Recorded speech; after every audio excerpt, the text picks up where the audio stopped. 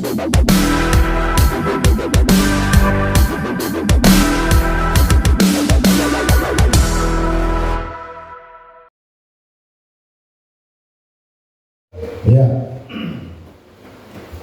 akan firman Tuhan. Firman Tuhan yang sudah berulang-ulang juga kita dengar. Dan saat ini kita kembali belajar akan firman Tuhan ini. Haleluya. Ya, karena sudah banyak tadi berdiri, ya mengurangi rasa hormat kita akan firman Tuhan. Tetap saja kita dalam keadaan duduk. Kita lihat firman Tuhan dalam kitab Filipi pasal yang keempat, ayat yang ke-12 dan ayat yang ke-13. Ini firman Tuhan yang sudah berulang-ulang. Iya. Filipi ayat pasal yang keempat, ayat 12 dan ayat yang ke-13. Jadi kita mengambil bagian dalam pembacaan firman Tuhan ini, ayat yang ke-12, jemaat Tuhan ayat yang ke-13. Haleluya. Dalam nama Tuhan Yesus Kristus, demikian kata firman Tuhan. Aku tahu apa itu kekurangan dan aku tahu apa itu kelimpahan. Dalam segala hal dan dalam segala perkara tidak ada sesuatu yang merupakan rahasia bagiku, baik dalam hal kenyang maupun dalam hal kelaparan, baik dalam hal kelimpahan maupun dalam hal kekurangan. Segala perkara dapat diampuni dalam Dia yang memberi kekuatan kepadaku. Haleluya. Ya. Berbahagialah orang yang mendengar dan yang melakukan firman Tuhan dalam kehidupannya sehari-hari. Amin. Nah, Bapak Ibu yang dikasihi oleh Tuhan, pada kesempatan ini ya firman Tuhan kembali ya menyapa kita, memberkati kita. Apa yang disampaikan oleh Rasul Paulus kepada jemaat Tuhan yang ada di Filipi. Jemaat Tuhan ini ada jemaat yang sangat kecil sebetulnya ya. Tapi mereka itu adalah salah satu jemaat yang sangat luar biasa, walaupun kalau kita lihat seterusnya dalam firman Tuhan ini yang mendirikan jemaat ini sebetulnya bukan Paulus, tetapi ada seorang orang percaya yang membangun atau mendirikan jemaat ini. Tetapi mereka terhubung dengan baik dengan Paulus sebagai seorang rasul yang dipakai oleh Tuhan dan yang diurapi oleh Tuhan. Dan Paulus mengirimkan pesan-pesan kebenaran, pesan-pesan firman Tuhan kepada mereka, saudara-saudara yang diberkati oleh Tuhan, supaya mereka itu memiliki iman yang kuat, ya, iman yang kokoh, iman yang teguh di dalam Kristus. Haleluya. Haleluya. Nah, kalau di hari Rabu kemarin kita belajar firman Tuhan yang sangat luar biasa ya. Firman Tuhan memberikan kepada kita satu pengajaran dicatat oleh Yakobus yang adalah saudaranya Tuhan Yesus, memberikan suatu penguatan iman kepada orang-orang percaya, saudara-saudara seiman, saudara-saudara sebangsanya, supaya mereka itu ketika menghadapi pencobaan, mereka itu menghadapinya dengan sukacita. Haleluya. Ya, menganggap bahwa pencobaan itu adalah sebuah kebahagiaan. Ya. Nah, di situ juga kita belajar kemarin bagaimana Yakobus mengatakan dalam firman Tuhan itu, dikatakan jika ada orang yang kekurangan hikmat, ya kan, kekurangan hikmat, hendaklah dia memintanya kepada Tuhan. Ya.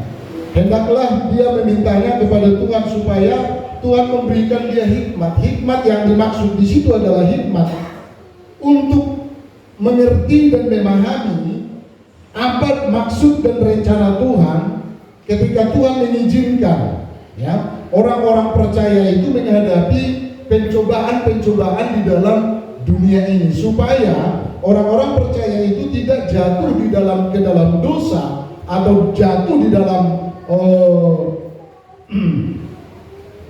hal yang tidak diinginkan oleh Tuhan, tetapi orang percaya itu mengerti pencobaan ini adalah ujian atau sebuah lompatan iman yang diizinkan oleh Tuhan dalam kehidupannya. Haleluya. Tuhan memberikan hikmat, gitu kan? Tuhan akan memberikan pengetahuan yang benar supaya tidak salah ketika menghadapi pencobaan dalam kehidupan kita. Haleluya. Banyak orang, saudara yang diberkati oleh Tuhan, menghakimi orang, gitu kan, menghakimi sesama ketika orang itu mengalami pencobaan dalam hidup, gitu kan? Ketika orang ya barangkali gitu kan mengalami sakit keras atau sakit lembek, sakit ringan, gitu kan? Banyak orang menghakimi di situ. Gimana ditahu di mana nih? Nah ditahu bikan dan udahnya ada di dosa nih. Saudara-saudara yang diberkati oleh Tuhan, tetapi sesungguhnya dalam firman Tuhan itu kita diajar bukan melihat seperti itu atau mengatakan seperti itu, tetapi kita melihat, saudara-saudara, ketika di dalam menghadapi persoalan-persoalan kehidupan ini, kita belajar meminta hikmat dari Tuhan, meminta petunjuk dari Tuhan supaya kita tidak berdosa di dalamnya, karena segala sesuatu dalam kehidupan kita di dalam dunia ini yang diizinkan Tuhan untuk kita alami, ada maksud Tuhan di situ. Amin. Ada maksud Tuhan yang baik di situ. Maka firman Tuhan katakan Allah turut bekerja dalam segala sesuatu untuk mendatangkan kebaikan bagi setiap orang-orang yang percaya kepada orang yang mengasihi Dia. Haleluya. Nah, saat ini kita kembali diajar oleh firman Tuhan ini, saudara-saudara, firman Tuhan yang dikasih itu. Paulus mengatakan dalam ayat yang ke-13, segala perkara dapat kutanggung di dalam Dia yang memberi kekuatan kepada. Ya, tetapi kalau kita membaca dalam ayat yang ke-12, perhatikan ayat yang ke-12 ini, saudara-saudara yang diberkati itu. Ya, apa yang dikatakan oleh Rasul Paulus? Aku tahu apa itu kekurangan, dan aku tahu apa itu kelimpahan dalam segala hal. Dan dalam segala perkara tidak ada sesuatu yang merupakan rahasia bagi, baik dalam hal kenyang maupun dalam hal kelaparan, baik dalam hal kelimpahan maupun dalam hal kekurangan. Haleluya. Saudaraku, saya pernah lihat di media sosial, ini yang ngetrend media sosial sekarang, biar saya sampaikan juga ini. Haleluya. Dikatakan begini, saya dulu sekolah jurusan IPA, gitu kan, tetapi setelah menikah ujiannya adalah ekonomi. Jadi ujiannya adalah ekonomi. Sekolahnya jurusan IPA, tapi ujiannya ekonomi. Haleluya. Nah, semua begitu kan? Ujiannya adalah ekonomi. Haleluya. Nah, semua begitu. Nah, saudara-saudara yang diberkati Tuhan, ternyata Paulus juga begitu. Sebetulnya tidak ada seorang pun manusia yang mengharapkan kehidupannya, saudara-saudara yang diberkati Tuhan, ya berkekurangan. Keinginan semua manusia itu memiliki keinginan hidup dalam, ya kalau tidak berkelimpahan, paling tidak berkecukupan. Haleluya. Ya kan? Butuh uang ada, cukup untuk itu, gitu kan? Butuh ABCD ada, cukup untuk itu. Kalau tidak bisa berkelimpahan, begitu kan? Berkelimpahan itu banyak-banyak berkelimpahan sampai melimpah. Ya paling tidak ya berkecukupan, cukup untuk kalangan sendiri. Haleluya. Itu diinginkan oleh semua manusia. Bahkan Paulus juga, saudara-saudaraku, ia menginginkan hal yang sama dalam pelayanannya, dalam memberitakan firman Tuhan. Dia menginginkan dalam pemberitaan Injil ini dia berjalan dengan lancar, tanpa ada penghamba, tanpa ada halangan, tanpa ada saudara-saudara yang diberkati Tuhan yang membuat perencanaan-perencanaan yang dibuat itu gagal. Dia mengharapkan begitu. Tetapi saudara-saudaraku, apa yang terjadi? Paulus mengatakan dalam ayat yang ke-12 firman Tuhan ini, aku tahu apa itu kekurangan. Haleluya. Aku tahu apa itu kekurangan, katanya. Kenapa dia tahu apa itu kekurangan, saudara-saudara? Apakah dia belajar di sekolah, saudara-saudara, tentang materi kekurangan atau teori kekurangan? Tidak, tetapi karena dia memang sudah mengalami dalam perjalanan kehidupannya, saudara-saudaraku, apa yang disebut dengan kekurangan. Amin. Ya, apa yang kekurangan itu seperti apa?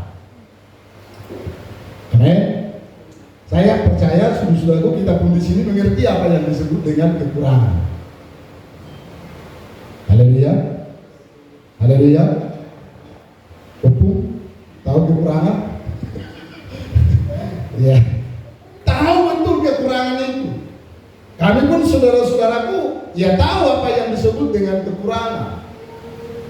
Dan Paulus mengatakan di sini, saudara-saudaraku, ya, aku tahu apa itu kekurangan. Ya, dia betul-betul mengalami apa yang disebut dengan kekurangan.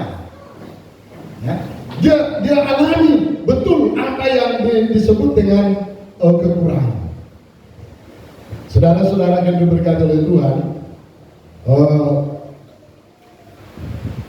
kemarin ada acara ucapan syukur di Bapak Pendeta Damani, gitu kan? Karena Tuhan sudah berkati anak-anaknya, gitu kan? Satu tamat selesai sekolah Alkitab, tingkat 1 dan tingkat 2. Dan yang kedua, anak yang pertama lolos polisi, gitu kan? Sudah selesai pendidikan dan sudah dilantik jadi polisi. Saudaraku, kebetulan saya dipercayakan untuk bawakan firman Tuhan. Ya. Lalu Tuhan menggerakkan dalam hatiku untuk membawakan satu firman Tuhan yang sangat menurut saya sangat memberkati. Dan itu adalah sebuah pengalaman dari para hamba Tuhan lah, katakan. Bahkan juga mungkin jemaat-jemaat Tuhan di tempat ini juga jemaat-jemaat Tuhan senior ya yang sudah tua, betul-betul mengalami seperti itu. Ya, betul-betul mengalami. Coba kita lihat dulu dalam 2 Samuel pasal yang ke-7 ayat yang ke-18 ya. 18 kalau salah. Hah? Iya, 18 sampai 19. Coba. Lalu masuklah Raja Daud ke dalam. Kemudian duduklah ia di hadapan Tuhan sambil berkata, siapakah aku ini ya Tuhan Allah, dan siapakah keluargaku, sehingga engkau membawa aku sampai sedemikian ini. Ayat 19. Dan hal ini masih kurang di matamu ya Tuhan Allah, sebab itu engkau telah berfirman juga tentang keluarga hamba-Mu ini dalam masa yang masih jauh, dan telah memperlihatkan kepadaku serentetan manusia yang akan datang ya Tuhan Allah. Saudaraku, ini firman ini didasari, saudaraku, bagaimana Tuhan memanggil Daud menjadi seorang raja. Ayat yang ke-8 dan ayat yang ke-9. Coba perhatikan, kita bandingkan di sini. Ayat yang ke-8 dan ayat yang ke-9.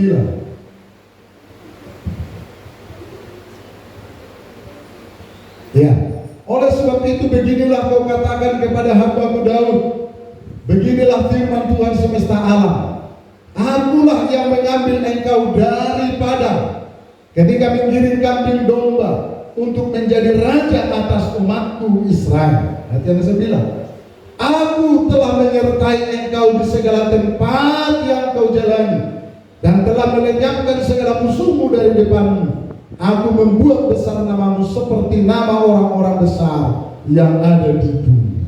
Haleluya. Saudara-saudara yang diberkati oleh Tuhan, bagaimana pengalaman Daud? Ya. Tuhan katakan, saudaraku, Daud dipanggil oleh Tuhan, ayat yang ke-8 firman Tuhan ini, dari penggembalaan yang menggembalakan kambing domba untuk menjadi raja. Firman Tuhan katakan, kita tahu bersama, artinya saudara-saudara, Tuhan memanggil Daud itu dari titik terendah, dari nol. Haleluya. Ya, dari nol, tidak ada apa-apa. Saudaraku, tetapi ayat yang ke-9 mengatakan, saudaraku, apa yang dikatakan firman Tuhan? Aku telah menyertai engkau di segala tempat yang kau jalani, dan telah melenyapkan segala musuhmu dari depanmu. Aku telah membuat besar namamu seperti nama orang-orang besar yang ada di bumi ini. Haleluya. Ini adalah suatu perbuatan Tuhan yang besar. Ya, Tuhan katakan, aku telah menyertai engkau di segala tempat yang kau jalani. Haleluya. Haleluya. Aku telah menyertai engkau di segala tempat yang kau jalani. Di segala tempat yang kau jalani. Di mana? Ya. Di mana? Di tempat-tempat yang kita jalani. Mungkin di tempat-tempat itulah kita mengalami banyak persoalan, banyak masalah, banyak problem-problem kehidupan, saudara-saudara yang diberkati oleh Tuhan. Di segala tempat itulah kita mengalami apa yang disebut dengan kekurangan. Di masa lalu kita mengalami. Tetapi firman Tuhan ini mengatakan, aku telah menyertai engkau di segala tempat yang kau jalani. Haleluya. Ini ada suatu kebanggaan bagi kita, bagi saya, bagi jemaat Tuhan. Tuhan mengatakan penyertaannya di segala masa, di setiap musim, di segala keadaan kehidupan kita. Dia ada, saudara-saudaraku. Maka dalam ayat yang ke-18 firman Tuhan katakan, Daud mengatakan, ayat yang ke-18, ya, ayat yang ke-18, lalu masuklah Raja Daud ke dalam rumahnya untuk apa? Disitulah dia merenungkan, saudaraku, perjalanan kehidupannya dari satu tempat kepada tempat yang lain, dari satu tempat kepada tempat yang berikutnya, dari satu masa kepada masa yang berikutnya, bahkan saudara-saudara, dari satu generasi kepada generasi berikutnya. Haleluya. Dia merenungkan, Daud merenungkan. Apa yang direnungkan oleh Daud? Penyertaan Tuhan. Apa yang direnungkan oleh Daud? Berkat Tuhan yang dia terima, saudara-saudara yang diberkati Tuhan. Dari satu masa kepada masa berikutnya, dari satu generasi kepada generasi berikutnya, firman Tuhan itu ya dan amin. Amin. Aku percaya Bapak Ibu saudara-saudara, jika kita senantiasa tetap setia kepada Tuhan, Tuhan akan memberkati saudaraku sampai generasi kita yang berikutnya. Haleluya. Ya. Tuhan akan memberkati. Siapa yang pernah kita berpikir saudara-saudara yang memberkati Tuhan? Ada enggak kita berpikir saudara-saudara yang memberkati Tuhan? Kalau masa-masa dulu, Opung Daniel ini, Opung Habib ini pernah nggak berpikir sampai bisa anak-anaknya menjadi sarjana, menjadi katakanlah menjadi berhasil dengan keadaan? Bapak Habib pernah nggak pikirkan di tahun 90 ya? Pernah nggak? Nggak terbayangkan. Bapak Roma pernah nggak pikirkan? Nggak pernah. Bahkan ada mungkin orang-orang lain, saudara-saudara yang diberkati Tuhan, katakan, bodoh kali kalian tinggal di Mentawai. Mau jadi apa nanti ada anakmu? Bisa saja begitu, saudara-saudara. Tetapi ketika kita mengiru percaya kepada Tuhan, diberkati Tuhan. Janji Tuhan itu pasti digenapi, bukan hanya untuk masa kita, tetapi pada keluarga kita, pada generasi kita yang berikutnya. Haleluya. Tuhan akan menyertai kita di setiap masa, dalam setiap perjalanan kehidupan kita. Haleluya. Ya, di setiap perjalanan kehidupan kita. Paulus mengatakan, saudaraku, aku tahu itu apa yang disebut dengan kekurangan. Aku tahu apa yang disebut dengan kelimpahan. Dia tahu, dia sudah alami apa yang disebut dengan kekurangan, apa yang disebut dengan kelimpahan. Artinya, saudara-saudaraku, semuanya sudah dialami oleh Paulus. Haleluya. Dan dia lihat, saudara-saudara, kita berkati Tuhan. Ya. Coba perhatikan ayat yang ke-13. Segala perkara dapat kutanggung dalam Dia yang memberi kekuatan kepada. Haleluya. Ya. Segala perkara dapat kutanggung, kata. Di dalam Dia yang memberi kekuatan kepada. Segala perkara dapat kuselesaikan, dapat kuatasi. Amin. Seolah seperti itu kata Paulus, saudara-saudaraku. Segala perkara kekurangan dapat kuatasi, perkara kelimpahan dapat kuatasi. Ada orang berkata, saudara-saudaraku, ada orang sanggup berkekurangan, tapi tidak sanggup berkelimpahan. Ya kan? Ada orang sanggup berkelimpahan, tetapi dia tidak sanggup berkekurangan. Dan secara umum, saudaraku, orang pada umumnya sanggup ya berkelimpahan. Tetapi firman Tuhan ini mengatakan kepada kita bagaimana Paulus dalam semua situasi itu, baik dalam kekurangan, baik dalam berkelimpahan, saudaraku, dia tetap menjaga hati. Amin. Aku dapat menyelesaikannya, katanya. Kekuranganku aku dapat selesaikan, kelimpahanku aku dapat selesaikan. Kekurangan itu tidak bisa mengikatku, dan kelimpahan itu juga tidak bisa mengikatku. Dia bisa atasi. Baik dalam kekurangan, baik dalam kelimpahan, Dia adalah Tuhan. Haleluya. Haleluya. Kekurangan itu tidak menjadi Tuhan bagi dia, kelimpahan itu tidak menjadi Tuhan bagi dia. Tetapi saudara, baik kekurangan, baik kelimpahan, Dia sanggup atasi. Amin. Haleluya. Dia sanggup.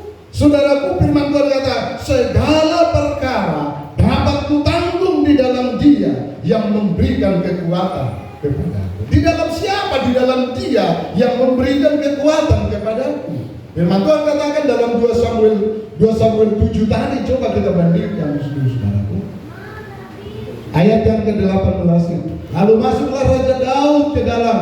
Kemudian duduklah ia di hadapan Tuhan sambil berkata, siapakah aku ini? Ya Tuhan.